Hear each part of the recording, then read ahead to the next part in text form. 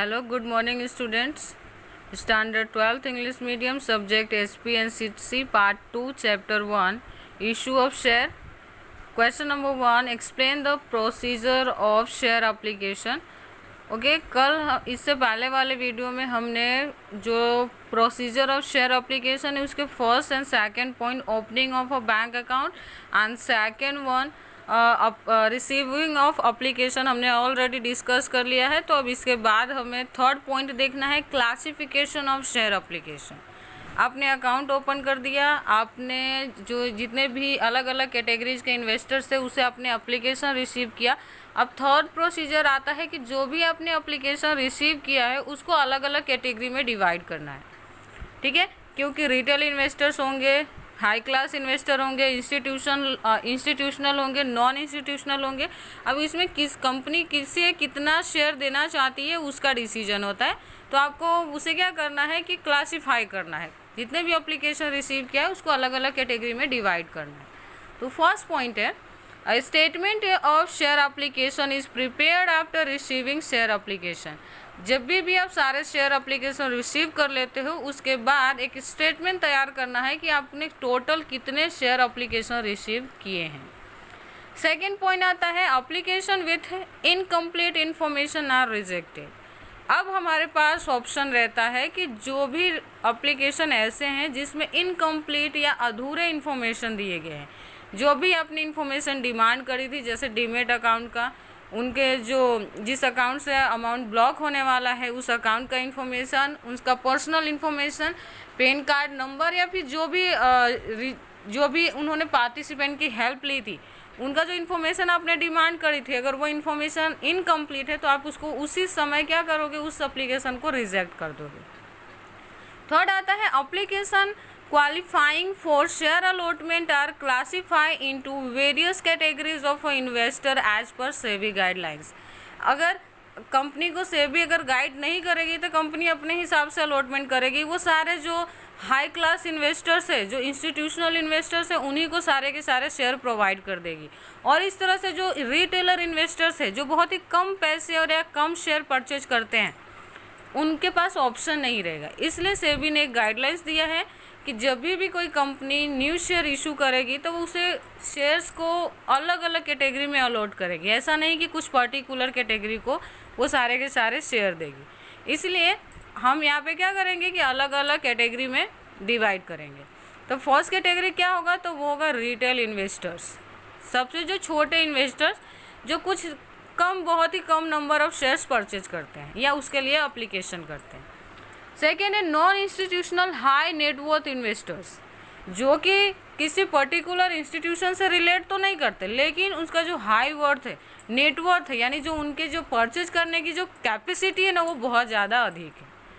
Third आता है institutional investor. जैसा कि आप जानते हो कि कोई एक कंपनी दूसरे कंपनी का या कोई एक संस्था दूसरे संस्था का शेयर परचेज कर सकता है, तो यहाँ पे इंस्टीट्यूशनल जो इन्वेस्टर्स है वो भी आपके शेयर परचेज करने के लिए एप्लीकेशन करेंगे। तो इसके लिए आपको इसे थर्ड कैटेगरी में डालना है। एंड फोर्थ कैटेगरी जो बहुत ही इम्पोर्टेंट है वो आपको याद रखना, employees of a company it is a necessary to reserve 10% of share issue for the retail investors.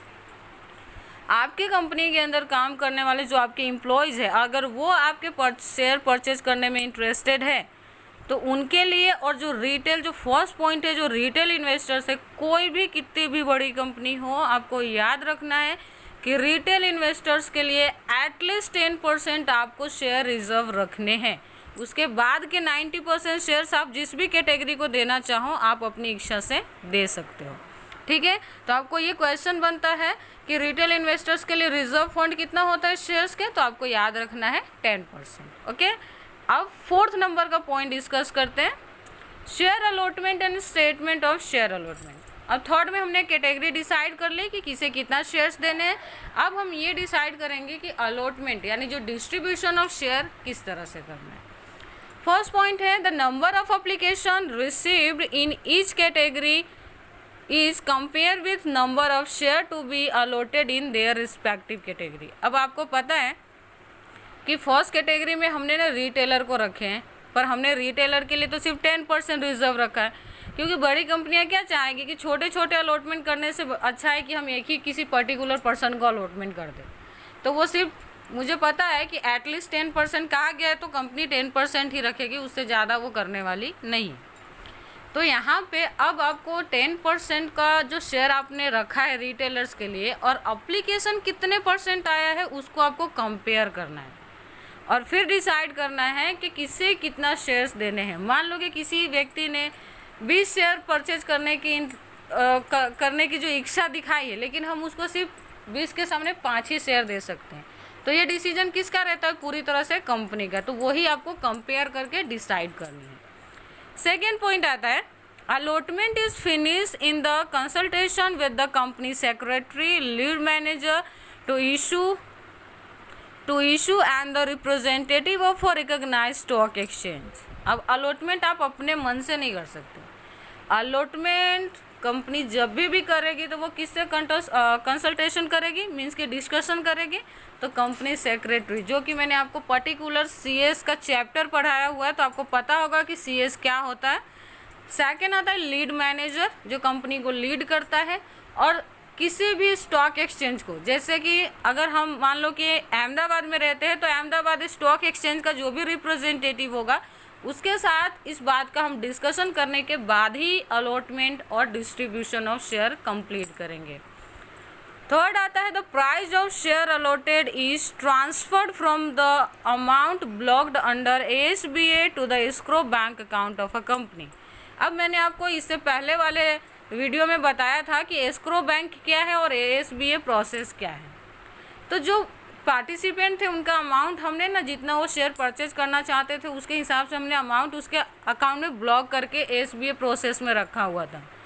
तो अब तो ट्रांसफ़र हमने शेयर कर दिया है, तो अब क्या करेंगे कि ASBA प्रोसेस के हेल्प से अब जो ब्लॉक अमाउंट था वो कंपनी के एस्क्रो बैंक अकाउंट, जो कि एक करंट अकाउंट था जो कि किसी भी शेड्यूल बैंक में ओपन किया गया था, वहाँ पे आप ट्रांसफ़र करोगे, जो कि कंपनी की हेल्प करेगी।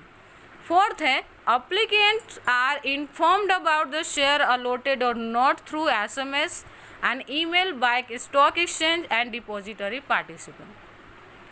अब आपके जो भी अप्लीकेंट थे उनको आप इन्फॉर्म करोगे कि आपको शेयर मिले हैं या नहीं मिले हैं, यानी आपको अलॉटमेंट मिला है या नहीं मिला है।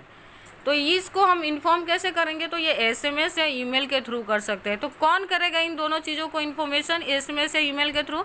तो जो स्टॉक एक्सचेंज है, जैसे कि अहमदाबाद स्टॉक एक्सचेंज है, तो वो करेगी, या फिर डिपॉजिटरी पार्टिसिपेंट। तो आपको याद रखना है इंडिया में 2 डिपॉजिटरी पार्टिसिपेंट काम करता है, NSDL एंड CDSL, ये दोनों इन्फॉर्म करने का काम करेगी। लास्ट पॉइंट है the company also inform about the allotment of share to the registrar of a company and SEBI। अब कंपनी की रिस्पॉन्सिबिलिटी बनती है कि उसने अलॉटमेंट किया है तो इसका इन्फॉर्मेशन वो किसको दे? तो कंपनी के रजिस्ट्रार को। एंड सेकेंड मोस्ट इम्पॉर्टेंट, जो पूरी तरह से शेयर मार्केट को कंट्रोल रखता है वो है SEBI, तो उसको आपको इस बात की जानकारी देनी रहेगी। आई होप आपको समझ में आया होगा। Thank you.